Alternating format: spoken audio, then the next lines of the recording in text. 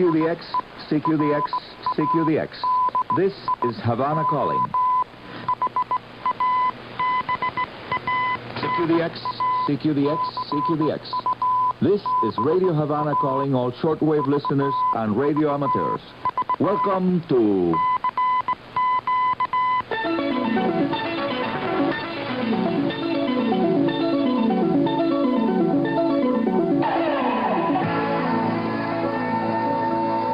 DXers Unlimited, Radio Havana's weekly feature dedicated to the fascinating world of radio communications. Hola, mis amigos radio aficionados all around the world. Now listening to this, the middle of the week edition of DXers Unlimited, your favorite radio hobby program. I am Arnaldo Arnicoro, Radio Amateur CO2KK, Charlie Oscar 2 Kilo Kilo, that's my ham radio call sign, and here is item 1 of this show for today. The mysterious experiments to create an artificial ionosphere and aurora borealis over Alaska is once again active, and it is causing a lot of concern among scientists because of possible unforeseen consequences that may happen when a super high power beam of radio frequency energy is sent to the upper atmosphere to heat it up. HAARP is the name of that infamous experiment. Item 2. During this year 2017, my country, Cuba, is celebrating the 95th anniversary of radio broadcasting. In 1922, the first Cuban radio station went on the air, and it was heard locally in the city of Havana. Using the call sign of a radio amateur, 2LC, 2LC, the 10-watt signal was heard in the city of Havana every evening on the AM broadcast band.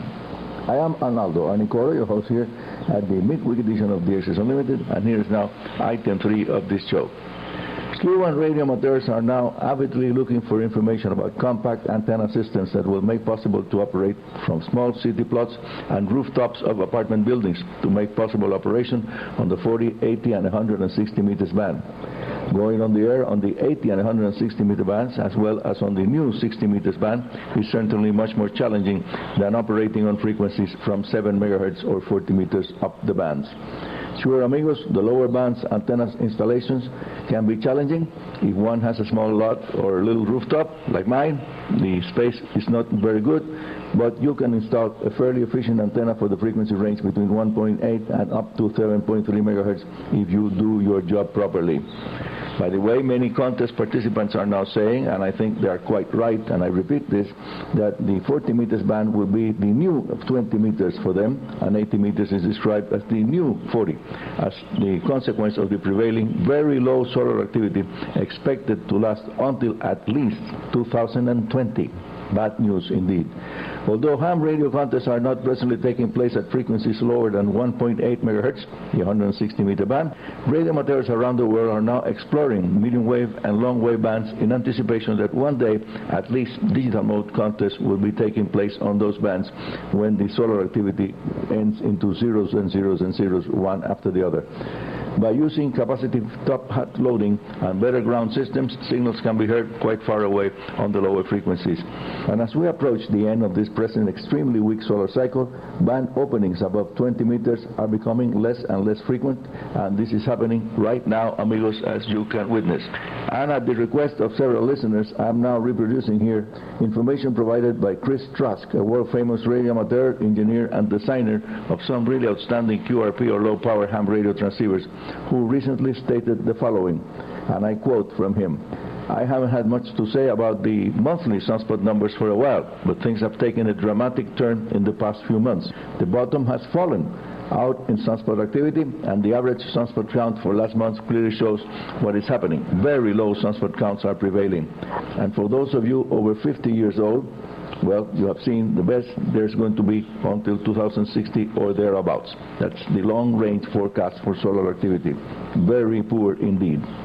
See, amigos, the lowest activity sunspot cycle since humans learned how to use the radio waves is now in progress. And now wait for more, still more bad news. Forecasters are saying that upcoming solar cycle 25 will be weaker than this one. And this is DXers Unlimited's middle of the week program, coming to you shortly after the half-hour Radio Havana newscast on Tuesday and Wednesday UTC days, Tuesdays and Wednesday, just after the half-hour radio newscast. Item 3, I received another very interesting reception report of one of our 22 meters band frequencies, 13,760 kilohertz. The report came from Mexico, and it showed that the maximum usable frequency curve was behaving as we had expected when selecting that very nice clear frequency for our Spanish language broadcast. Using a small portable with a digital readout, the listener enjoyed a 5x4 simple report, 44444, simple. That's a very nice report indeed. And now more about simple receivers that do work with simple external antennas. I just tried a different approach, somewhat different approach, by building two radio frequency FET amplifier stages that are individually tuned using airspace variable capacitors and air-wound coils, like in the old days of those famous tuned radio frequency radios that have many dials that had to be set in order to pick the stations. The two amplifier stages were followed by a crystal diode detector and two stages of audio amplification. Using standard earplugs in earphones, the AM broadcast band tuned radio frequency receiver provides excellent audio quality. And I did find out that it was necessary to experiment with the coupling coil from the antenna to the gate circuit of the first radio frequency amplifier that uses a quite common field effect transistor. Last evening, that's Monday evening, I was able to pick up two AM stations from the USA on that little radio, coming in via skywave propagation, an indication of how the AM broadcast band is behaving during the extended periods of very low solar activity. Atlanta, Georgia on 750 kilohertz and Charlotte, North Carolina on 1110 kilohertz are both very old stations that still use three-letter call signs. And I believe they also still use the classic diamond-shaped towers by Blau Knox. Similar towers still in use by the Chicago station on 890 kilohertz, call sign WLS. And by the way, advanced research on the design of more efficient AM broadcast band antenna systems is not a top engineering priority today around the world, because AM stations are obviously living the last phase of their now almost 100 years of existence. They are about to come to an end sometime during the 21st century.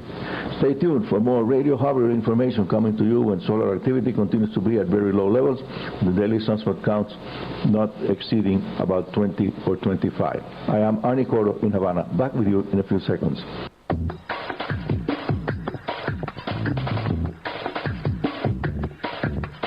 Amigos, this is Radio Havana Cuba. The name of the show is DXers Unlimited. Here's now our next radio hobby-related item. Our sister Spanish language DX program, En Contacto, is now among my duties at Radio Havana Cuba after the station's management asked me to host the weekly Spanish program that has the worldwide shortwave listeners community as its original target for more than 30 years. At my request, the new version of En Contacto started to include, since the February 12th edition, new topics, including amateur radio. The show goes on the air Sundays and Mondays UTC days, in Spanish of course, and maybe soon we will include a middle-of-the-week edition too. Item 5, February 24th, it's the day when we went on the air for the first time using the broadcast name Cuban Experimental Shortwave Station, Onda Corta Experimental Cubano. Several weeks later, during the first day of May, May Day celebration at Revolution Square in Havana, we started to use our present name, Radio Havana Cuba. And by the way, going back into history, into my notebooks, our first rhombic antenna beaming to South America provided nice gain between 9 and 18 megahertz, one full octave, and it was used on 11760 kilohertz. The first RHC directional antenna system proved to be quite successful, delivering a very nice signal to Venezuela, Colombia, Ecuador, and Peru, with a 10 kilowatts Brown Boveri transmitter connected to it. Later, when our first 100 kilowatts Brown Boveri was ready, the rhombic antenna proved to be very effective, making the station delivering an excellent signal to Brazil, Argentina, and Uruguay. It is true that very good shortwave propagation conditions existed during the year 1961, and were much better than today by all standards. And reports from all over the world started to come in via airmail to us. And amigos, let me tell you that the program is about to come to an end. I will invite you to send your signal reports and comments to info.rhc@enet.cu. I'll say it again slowly, info.rhc@enet.cu, or via airmail to Arnie Coro, Radio Havana Cuba, Havana, Cuba. And now at the end of the show, the latest solar data, solar flux holding around 80 units, and the sunspot number around 25. A quiet geomagnetic field and typical winter propagation conditions are prevailing all over the northern hemisphere. And that's that's all for today. This is Arnie Coro, Radio Amateur CO2KK, your host here at Radio Havana's DXers Unlimited, saying 73 and very good DX.